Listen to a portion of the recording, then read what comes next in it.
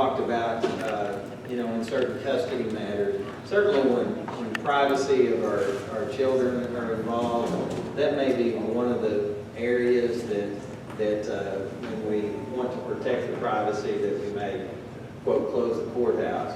But that certainly needs to be the exception rather than the rule. Ellen Kreth, who is the editor of the Madison County Record, has been following the case in Huntsville. I've talked about the FOIA case, and we've also filed another lawsuit, what's called a Title IX case regarding the abuse.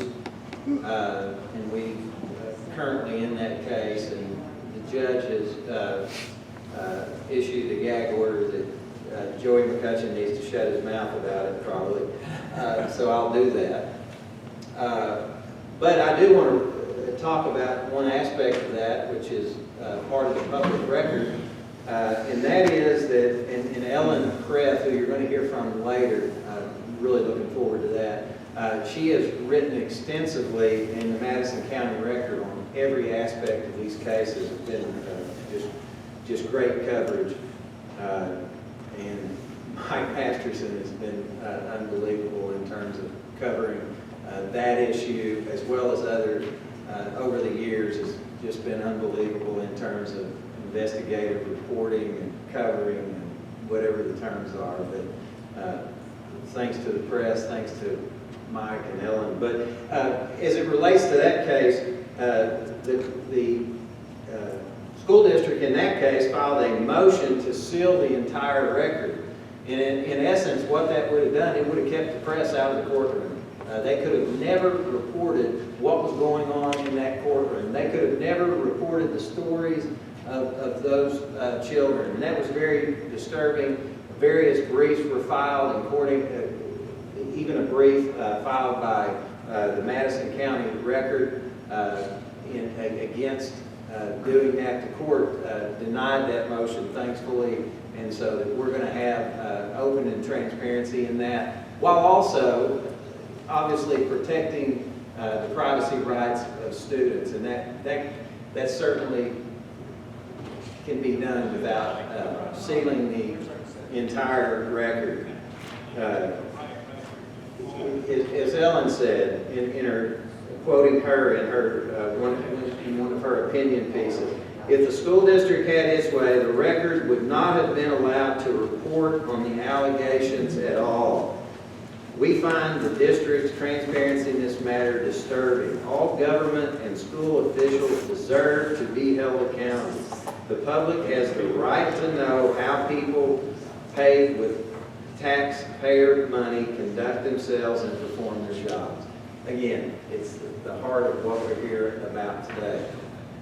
Senator Sullivan, while we're waiting on lunch, brought up critical race theory, which I thought was Representative Mark Lowry was really leading the charge on that.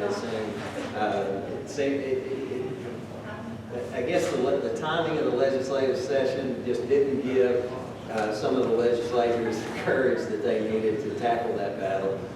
But along the transparency lines, Isla Campbell is a client of mine, and we filed a FOIA case against the Fayetteville Public School District.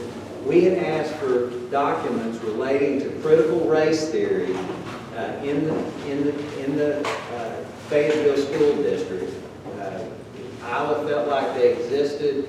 They basically responded, we don't have any. We filed suit the next week. About 2 weeks later, we got about 8,000 documents on critical race theory. Now, again, you can call a skunk a skunk, but if it walks like one and smells like one, it's a skunk. And those documents, well, every 8,000 document was not,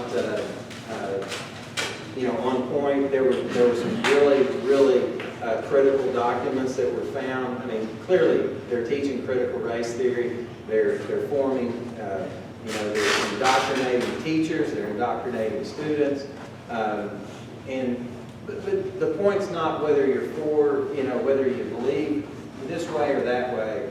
One of the things I want to say is what we're here about is getting those documents that Isla received and being able to fully report, we're able to watch what government's doing. So we spent the whole day in court. Court found that they violated FOIA by not timely providing those documents.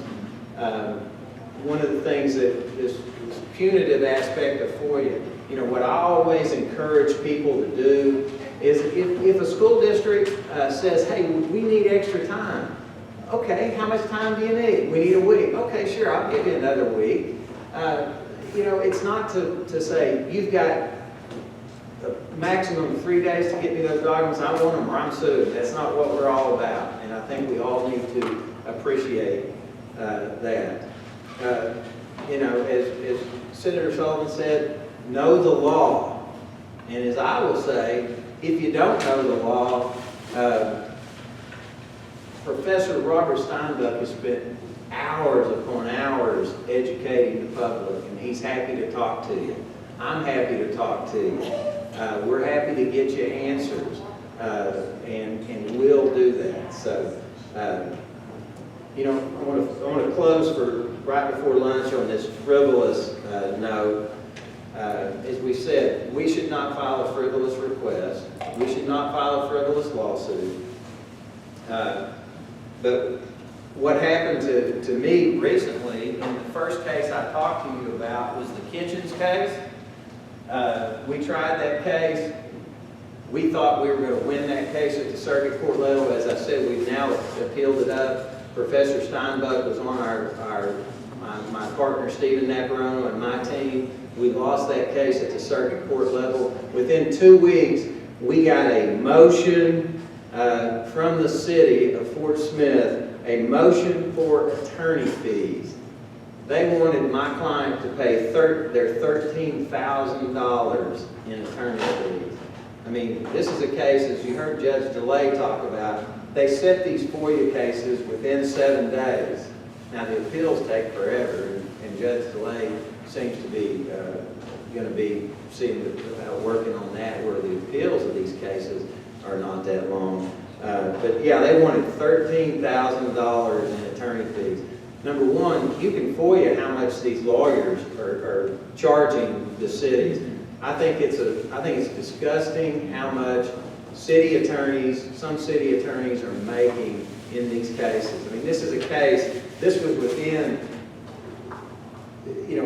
2 weeks. I mean, they had already billed $13,000 and they wanted to charge it off. The judge says, look, clearly not a frivolous case. It was not dilatory, and you're not entitled to attorney fees, which was obviously a correct ruling.